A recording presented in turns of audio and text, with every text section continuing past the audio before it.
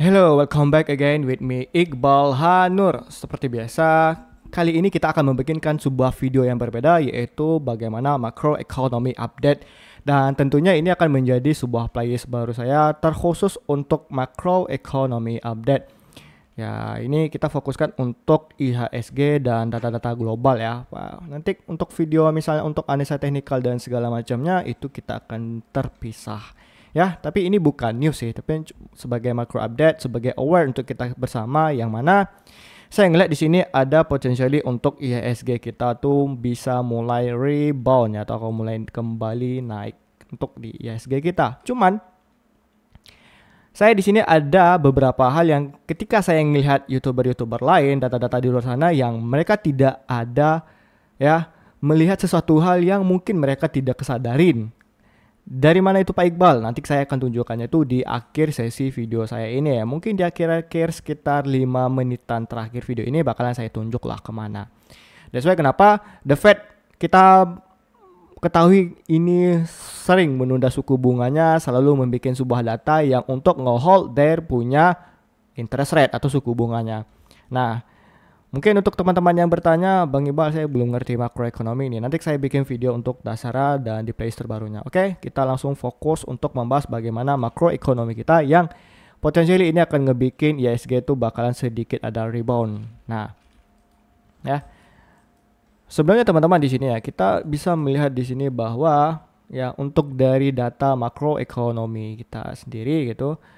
Nah, dari berita ya kemarin di hari Rabu ya, ini sekitar di jam nih 19.15 atau jam 7.15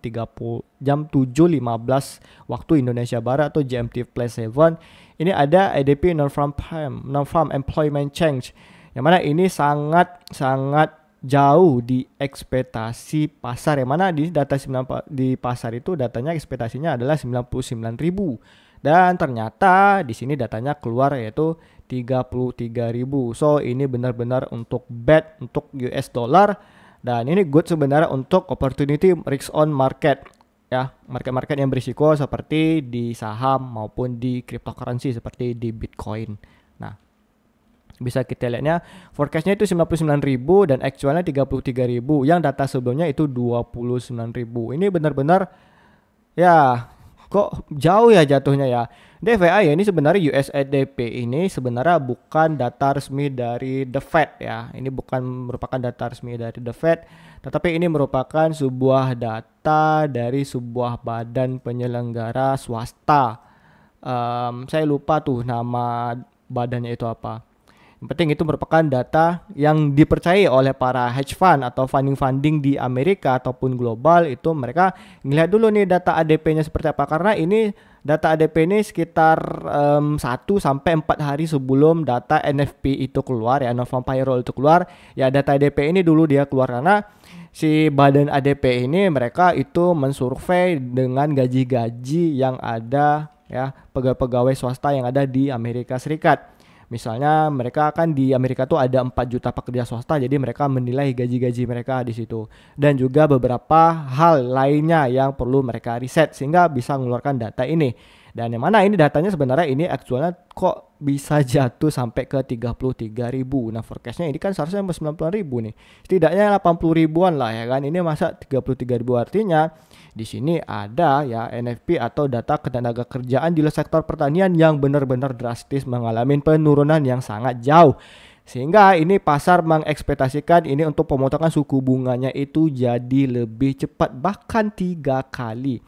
Nah, ya di sini juga kemarin tanggal ini ya, di bulan April akhir ini ya 114.000 ke 62.000. Ya itu yang bikin market-market itu juga mulai rebound ya. Artinya ini sebenarnya jauh banget nih jaraknya nih. Kalau yang dulu-dulu kan nggak terlalu parah lah ya kan, dari 114.000 ke 62.000 ya palingnya sekitar 50.000 poin. Kalau ini dari genapin 100.000 ke 33.000 ini ada 70.000 poin gitu kan. Ini beneran jauh. Itu yang bikin market itu juga mulai untuk rebound. Walaupun ya teman-teman kita perlu diingatkan kembali ya, di sini walaupun datanya ini good untuk market risk on market ya, seperti saham maupun cryptocurrency, dan ini bad untuk dolar. kita perlu perhatikan lagi bahwa ini hanya 1 hari saja nafasnya ya. Dari Senin sampai Rabu kita ketahui bahwa IHSG lagi mengalami penurunan yang seperti udah saya katakan beberapa hari yang lalu, bahkan di hari Minggu ya. Nah, kita lihat bisa IHSG nih crash ya. Nah, bahkan hari ini IHSG pun mengalami outflow sebesar 1,23 triliun rupiah. Ini benar-benar yang kacau nih. Ini karena market di IHSG kita itu mulainya dari sore ya, dari pagi sampai sore, dari jam 4 sampai 4 sore. Ya, makanya itu mulai terkoreksi. Seharusnya kalau misalnya ini terbuka ya teman-teman, nah ini dibukanya malam IHSG kita nih. Kalau kita buka ini di hari Rabu ini misalnya di jam 7.15 waktu Indonesia Barat ya. Keluar datanya kan. Ya, ini sebenarnya bagus untuk IHSG itu udah mulai bisa rebound dan inflow-nya mungkin 500 miliar lah. Ini bisa lah ini kan. Cuman mau gimana, market reaksinya seperti itu. Nah, kalau kita lihat di sini dari segi Bitcoin ya. Nah, ini juga udah mulai rebound ya. Ini mulai posisinya itu di jam 9 pagi tadi juga udah mulai reaktif. Terus juga di jam ini, jam 15, tuh jam 18, jam 19 ini mereka kan udah mulai ada sedikit correction atau dia untuk mencoba retest di harganya yang di segini. Nah, oke, dia pernah meretest di harganya di segini. Nah, kita bentar. Nah, dari tes nih, kayak mana nih keluar datanya kan di 19.30. Akhirnya di 19.30 keluar data ADP ya. Yang itu benar-benar bad untuk USD, and then Bitcoin going up to the moon ya. But actually I think this gonna be short time. It's not long time because I don't feel kalau interest rate tuh suku bunga itu bakalan dipotong sampai 3% di hari ini. Nah, kalau kita lihat di sini ada 2,30%. Bitcoinnya ada mengalami kenaikannya. Ya, I think ini kedepannya ada bakalan ada sedikit pullback menjelang dia punya data untuk NFP tadi ya. Nah, paling di sini ada worst ya kan, kalau kita lihat di sini. Ya, dia kembali area retesting dulu lah, ngebikin dia punya low. Kita lihat dulu seperti apa. Nah, untuk direction untuk Bitcoin-nya ini ya. Oke, ini karena ini udah menjelang ini udah jam 3 atau mau jam 4. Kalau di gold ini kan jam 4 subuh waktu Indonesia Barat, GMT Flash 7 kan ini lagi di lock gitu kan, lagi dikunci, jam 5 baru dibuka. Jadi open sesi market Asia itu ya untuk di Jepang itu sekitar dari jam 5 sampai jam 10 itu baru mulai ada reaktif tapi tidak terlalu impulsif ya, pergerakannya tidak terlalu volatile. Nanti kalau ada di sesi London sekitar jam 1 sampai jam 5 sore itu mulai adanya pergerakan yang mulai sedikit volatile, apalagi di sesi NYC. Nah, artinya di sini untuk di gold sini marketnya udah mulai ada retesting dulu lah, apakah dia bisa berhasil the break di harga ke 3.350.95 sehingga nanti di candle ya, di candle 4H ini ada apakah ini konfirmasi dia mempunyai harga untuk kembali mengalami kenaikannya itu di atas ya. Di sini apakah konfirmasinya di atas atau konfirmasi ke bawah, so we don't know ya kan, kembali lagi datanya seperti apa gitu. Sedangkan Bitcoin ini udah mulai aktif reaksi gitu dulu untuk di luar ya kan. Nah, kalau misalnya ini gold ya mulai naik, seharusnya ini Bitcoin udah mulai turun, artinya ya data NFP tadi kayak wah anjir lah ini good untuk dolar gitu kan. Wah anjir lah ini datanya bad untuk dolar ya. Kita lihat lagi reaksinya seperti apa gitu teman-teman. Nah, oke, langsung saja kita kembali lagi. Nah, untuk data tadi. Ya, kita penting dulu lah untuk hari Kamis ini di jam 7.30.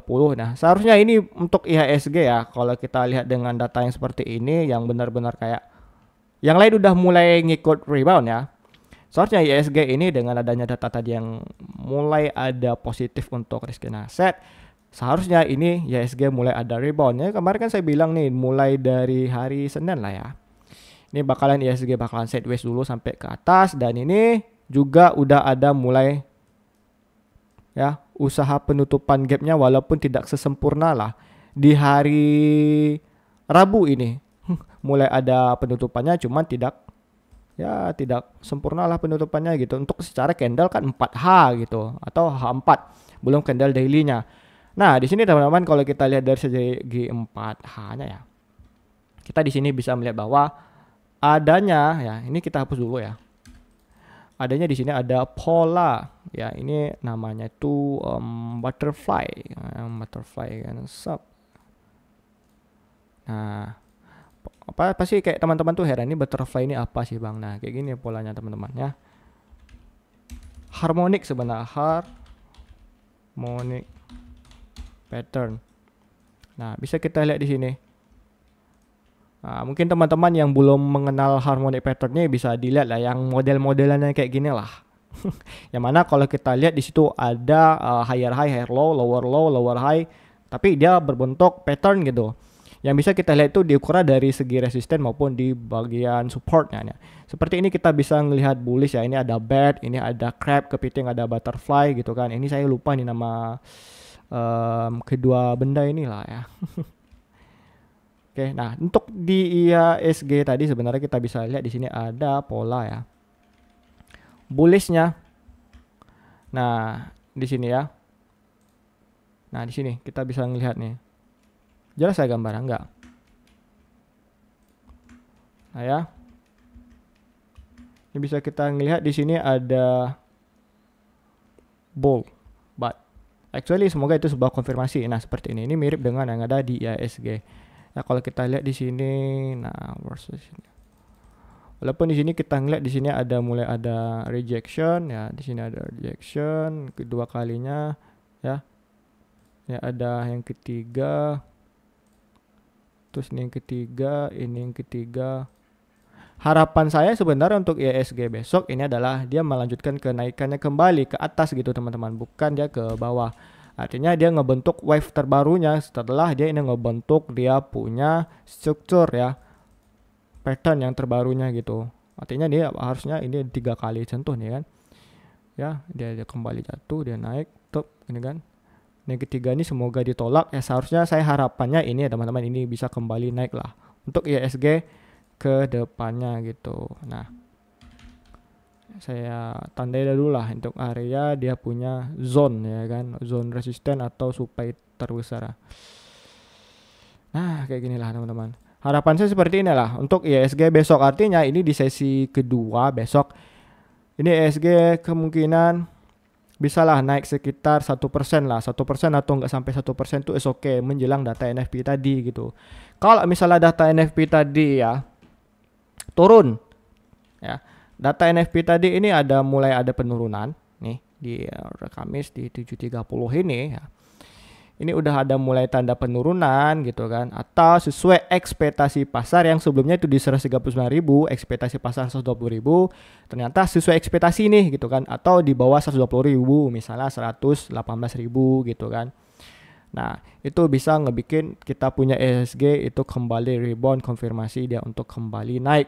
Artinya kembali naik itu bukan di sini gitu teman-teman, dia bisa kembali ke area supportnya dan dia akan ngebentuk punya ini area break barunya sebagai konfirmasi area untuk IHSG fix konfirmasi reboundnya.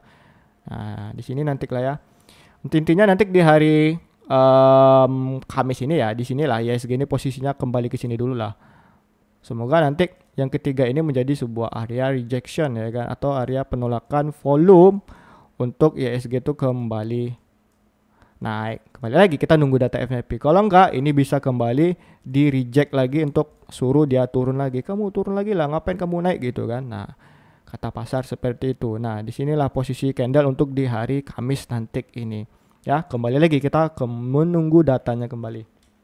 Semoga datanya ini untuk NFP itu bisa sesuai ekspektasi, bukan jauh di atas kenaikannya. Misal 10.000 nih, tiba-tiba IDP-nya drastis gitu kan. Cuman tiba-tiba di sini datanya 130.000 gitu kan, atau 125.000 di atas ekspektasi pasar. Dan kok berlawanan jauh dengan EDP. Yang mana EDP itu ya sekitar saya rasa 70-80% masih akurat lah ya. Jadi itu yang bikin market jadi lebih rebound. Dan I think so untuk Bitcoin as always masih di sini ya, mungkin ada sedikit rebound ya kan, atau tidak dia sedikit mengalami pullback, cuma nggak jauh kali lah, masih bisa di sini. I think it's okay gitu kan, karena ini merupakan data resisten yang pernah saya bikin dulu, ini udah lama banget ya. Nah, di sini waktu data-data saya bikin rejectionnya. So, walaupun di sini kalau kita ngeliat dari segi market Bitcoinnya sendiri, dia masih ada bawah ini fair value gap ya, mungkin we don't know kapan dia kembali mulai menutupnya gitu. Nanti kita lihat lagi bagaimana kondisi untuk S&P 500 and then Nasdaq, Dow Jones gitu kan, juga market Eropa gitu. Karena saya di sini akan membahas dulu bagaimana pergerakan makroekonominya. Nah, teman-teman yang perlu kita ketahui lagi ya, selain dari data ADP tadi, NFP itu seperti apa. Nah, kita bisa melihat bahwa ini untuk data bond yieldnya ini kan udah mulai naik untuk United States atau di Amerika. Nah, sorry ya, kemarin kan saya bilang ketika naik yieldnya itu seharusnya kan harga dari si ini kan udah mulai naik lah ya.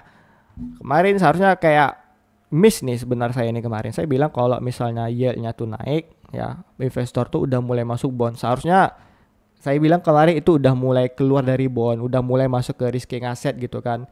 Contohnya kemana ya? Mungkin mereka bisa lari ke seperti inilah. Nih kita lihat di data-datanya seperti Nasdaq, S&P 500 yang mengalami udah kenaikannya. Jadi kayak ke Bitcoin, ke S&P 500 tentunya Bitcoin itu nomor terakhir lah gitu. Jadi S&P 500 mereka bisa lari ke sini ya. Nasdaq juga udah mulai rebound. Nah di sini nih larinya sebenarnya mereka itu. Nah kita lihat di sini kemarin ya. Nah di Amerika Serikat nih kalau kita lihat nih ya mana nih. US 10-year-nya ini kan nih sebenarnya kan kalau untuk market US kan bondnya itu banyak banget lah teman-teman. Jadi di sini ada 10 gitu kan. Terus kita bisa ngelihat ada yang 2 tahun, ada yang 40 tahun, 3 bulan, 6 bulan, 4 minggu, 8 bulan. Jadi patokan untuk Amerika sendiri ya, bagaimana bond itu obligasi paling utama ya adalah 10 10-year ini teman-teman. Nah, oke. Kalau kita ngelihat lagi teman-teman ya, ini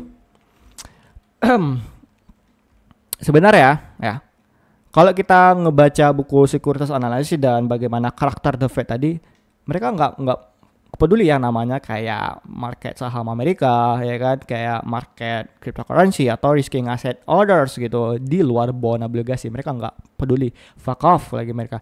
Karena yang paling penting bagi mereka adalah bagaimana ini bond ya, atau bondnya itu mereka obligasinya itu yang dipantau terus sama The Fed. Ini poin utamanya, The Fed ngelihat bond bukan ngelihat saham. Nah ini perlu teman-teman diperhatikan lagi. Jadi ini merupakan sebuah faktor makroekonomi yang perlu teman-teman lihat untuk pergerakan market saham kita, termasuk di IHSG maupun Bitcoin gitu kan, dan juga gold gitu. Nah seharusnya kemarin kan saya bilang ini kan kalau misalnya ini yieldnya itu melebar ya, investor tuh ke sini. Enggak, sebenarnya saya kemarin salah tuh, keliru. Mungkin lidah saya salah ya. Jadi sebenarnya kalau misalnya ini yieldnya naik teman-teman ya, untuk di Amerika ini kan yieldnya udah mulai naik nih. Artinya ini harga untuk bondnya itu udah mulai turun lah ya. Karena market itu udah mulai melepaskan bondnya tadi, sehingga ketika harganya turun ya yieldnya itu melebar. Yieldnya apa? Imbal hasil maksudnya teman-teman. Artinya sini kan merupakan sebagai tempat defensifnya para investor gitu. Jadi ketika ada suatu momen yang mereka nih bimbang nih, oh saya harus kemana ya? Sekarang kan market tuh lagi mode risk on, tapi saya nggak tahu nih harus kemana. Kalau masalah saya masuk ke saham ini lebih berbahaya gitu kan. Kalau saya ngelihat Dow Jones nggak cukup nih kan, ini lebih berbahaya, saya amankan asetnya tuh ke sini. Makanya kemarin ketika ini ada trade war ya, ini bond US 10 years ini mulai naik dan yieldnya itu mulai turun, imbal hasilnya itu jauh turun karena harganya naik, karena investor tadi lari-lari berbondong masuk ke ini, ke obligasi ini. Nah itu yang perlu teman-teman perhatikan lagi gitu. Ini mulai mahal, ini benar-benar mahal nih teman-teman ya. Nah kalau sekarang ini yieldnya udah melebar ya, artinya investor udah mulai trust kembali itu untuk masuk di market risk on atau market saham. Ini sebenarnya ada risk on, ada risk off gitu kan. Ya risk off itu yang ngebikin aset safe haven itu mulai naik seperti di emas gitu kan. Nah itu ya teman-teman ya. Tik kalau saya bilang ini risk on, risk off apa bang? Nah saya jelasin di sini ya teman-teman. Sebenarnya ya, market risk on itu adalah ketika market saham dan cryptocurrency dan aset-aset berisiko lainnya itu udah mulai ada kepercayaan, yang mana di situ ya aset-aset berisiko itu mulai naik, tidak ada kekhawatiran terhadap suatu kondisi ekonomi global. Nah, tetapi ketika ada marketnya risk off, artinya itu tidak ada kepastian atau cenderung market itu lagi melarikan asetnya tuh ke safe haven. Misal ada tarif war, ya kan, trade war yang ngebikin market tuh lagi ngedown, ya kan, bikin ekonomi tuh lagi ngedown, lagi nggak jelas. Maupun dari atensi perang, misalkan perang Amerika, Iran, Israel kemarin, artinya itu ngebikin market tuh menjadi risk off. Artinya mereka lari ke obligasi, mereka lari ke emas sebagai safe haven atau aset penyelamat. Daripada mereka minus ke ini, ke saham, ya kan, daripada minus mereka ke cryptocurrency, mereka bakal lari ke emas, ke obligasi, karena itu lebih aman, uang mereka tidak hilang, teman-teman. Nah, itu yang perlu teman-teman ketahuin, ya.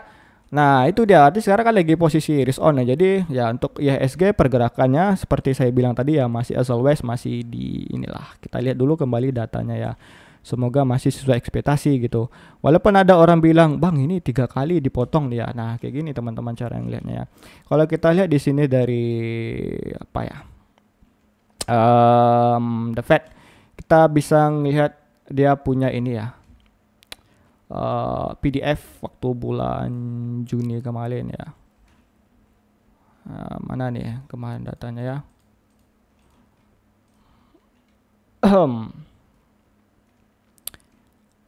VT meetings calendars, my promotion HTML. Ya, ini projection material.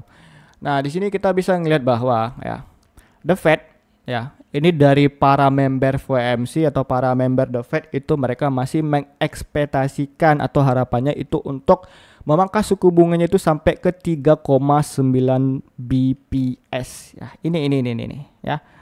Nampak ya teman-teman, ini masih 3,9 BPS. Nah, seharusnya ya teman-teman kalau memang 3 kali ya, ini Federal Fund Rate-nya itu jangan sampai 3,9 nih. Soalnya itu diturunkan ke 3,6. Kenapa seperti itu? Kalau kita lihat dari data CMV ya, CMA curve itu kan. Nah, dia ada di bagian probabilitasnya.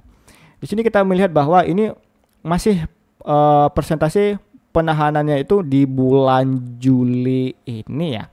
Nah, tanggal 30 bulan Juli ini itu masih 76%, itu masih stay di harga di 4,25 BPS hingga 4,50 BPS basis point atau persentase dari suku bunga The Fed-nya. Nah, karena kan sekarang itu suku bunga The Fed itu berada di posisi 4,50% ya. Nah, ya sekarang 4,50% nih. Nanti semoga aja itu ada pemotongan 4,50%-nya itu ya di bulan Juli ini. Ya, kalau 3 kali ini sampai pemotongan ya, artinya di sini ya ekspektasinya itu masih di bulan ini September, berarti di bulan 9 72% itu bisa sampai 4%, 4,0 BPS sampai 4,25% atau 4,25 BPS. Lalu di sini kalau di sini ya sampai ke 3,75 hingga 400 ini ya, berarti artinya 3,75 BPS hingga 44% atau 4 BPS itu sebesar 55%. Nah, ini nih yang diekspektasikan oleh para CME ini atau para ADP tadi di bulan 12 nanti tanggal 10 2025 itu mengekspektasikan The Fed itu memotongkan suku bunganya yang ketiga kali 1, 2, 3 ya. Walaupun ini ekspektasinya itu sebesar 45,35% dengan mengabaikan si ini ya projection dari si The Fed tadi, basic proyeksi material datanya mereka dari The Fed ini. Nah, maka dari itu ya I think mungkin lebih sulit sebenarnya untuk menuju ke arah sini ya. Akhir tahun saya rasa ya 2 kali itu udah cukup kok gitu kan, sampai 3,75 gitu. Tapi kalau misalnya nyampe ke 3,50 sampai ke 3,75 BPS, seharusnya ya ini ya saya bilang lagi 3,6 tadi itu diturunin lagi ke sini gitu. Data The Fed ini bisa berubah. Tapi ini data dari Juni ya it's gonna be, kita lihat lagi data untuk di bulan Juli, September, Oktober nanti seperti apa. Apakah berubah atau masih stay di angka yang di segitu 3,6 tadi. Di 3,9 tadi ya, bukan di 3,6.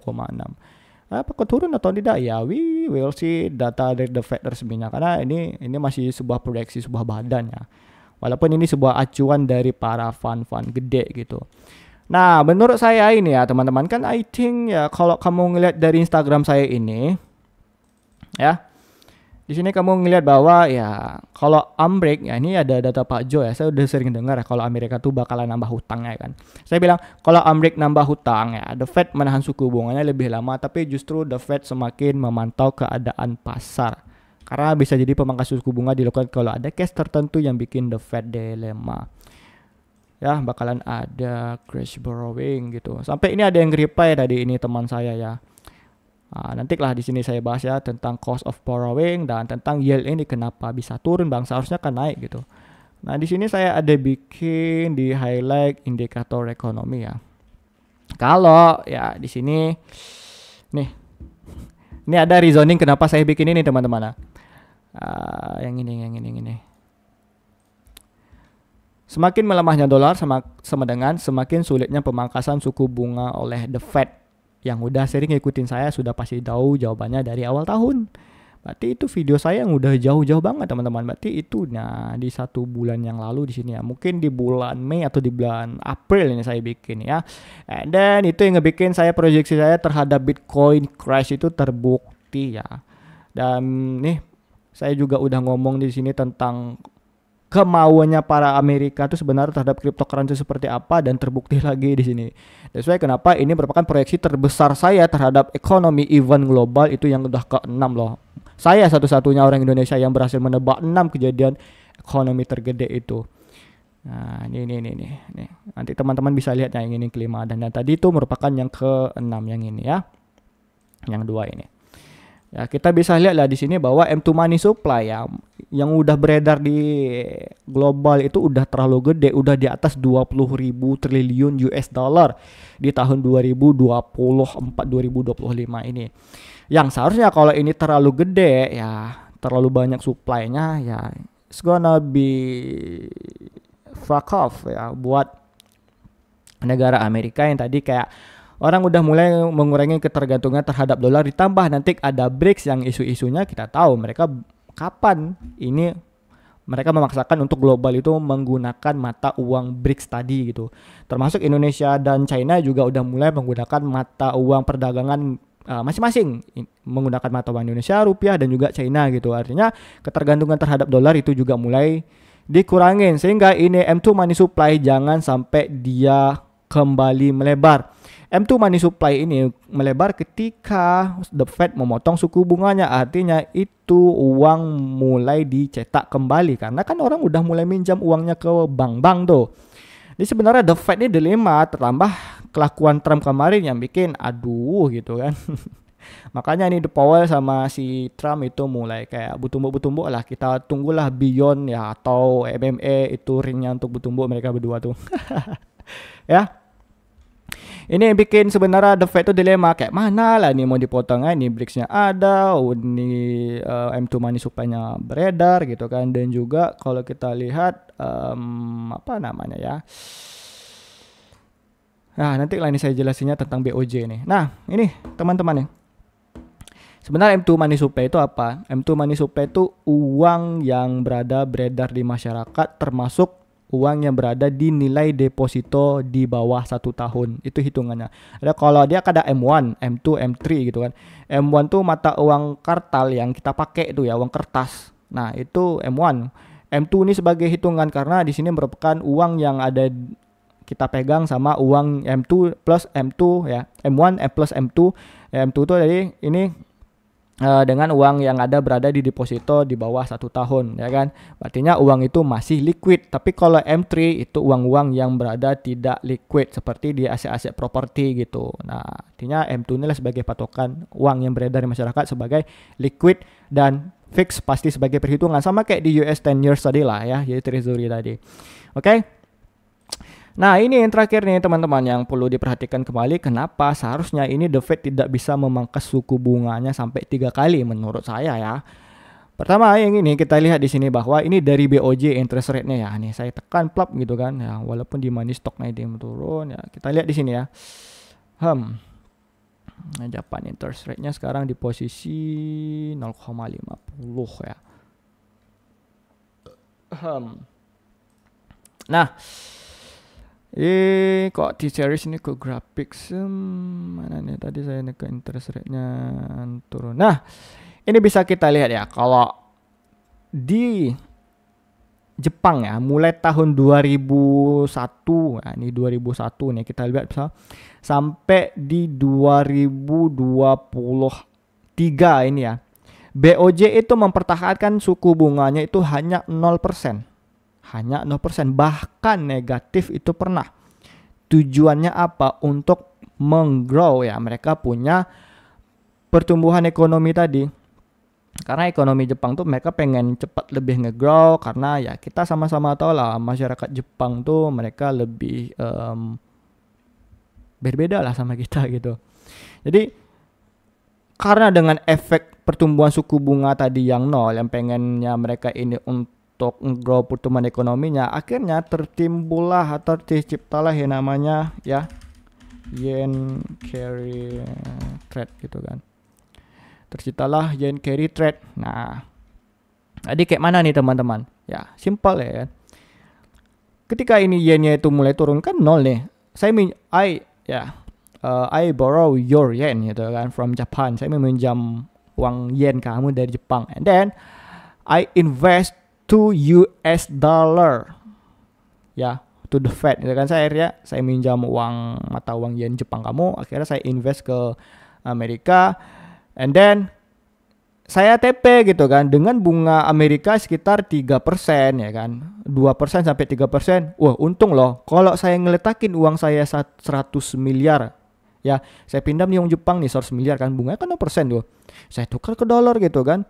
Dengan posisi ini obligasinya ini yang menarik ya kan. Sekitar 2 sampai 3% misalnya kayak gitu. Wah, ini saya bisa untung gede nih. 1% dari 100 miliar aja 1 miliar, jadi kalau 3% saya untung 3 miliar gitu kan. Nah, pikiran mereka seperti itu yang dibikin carry trade. That's why kenapa udah saya sering bilang, ketika ya ini BOJ udah mulai kembali menaikkan ke suku bunganya, and then terjadilah yen carry trade crash 2024. Bam, ya kan? You see bro, ini semuanya merah nih.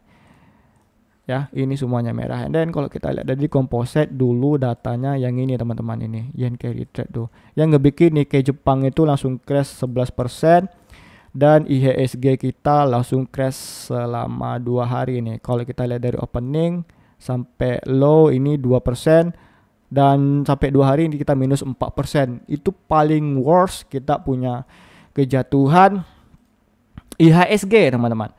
Ya. Di sini juga saya udah pernah bikin tuh di bukan dukun masalah yen carry trade. Teman-teman bisa cek di highlight saya gitu. Nah, ini sebenarnya yang kayak perlu diperhatikan oleh The Fed ya. Karena kalau misalnya dolar itu mulai melemah ya kan, suku bunga itu ini. Bentar ya teman-teman.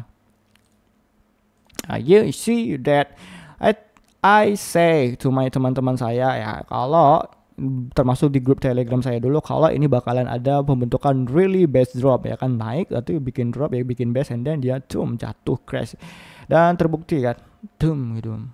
Ini tentang yen carry trade, saya juga sini udah menjelaskannya itu di Q&A insight saya yang ini teman-teman ya. Ini perlu kalau teman-teman pengen baca insight saya, apa yang ada di kepala saya, it's okay ini. Teman-teman bisa ngebacanya di sini. Pokoknya di sini saya udah kayak ngeluangkan lah. Kalau saya jelasin ulang nanti teman-teman kayak kepanjangan bang, capek saya bacanya gitu. It's okay, no problem teman-teman. Nah, ini tax ratio ya. Mana yang carry trade dulu? Ini. Nah, ini masalah yen carry trade dan juga Warren Buffett when dia udah mulai ngejual saham Apple secara gede. Dan terbukti kan sekarang market lagi crash di 2025, Warren Buffettnya udah mulai cabut dulu ya. Ini 46 minggu yang lalu gitu. Ini teman-teman bisa baca atau di stop lah. Atau follow IG saya ya. Nah, oke.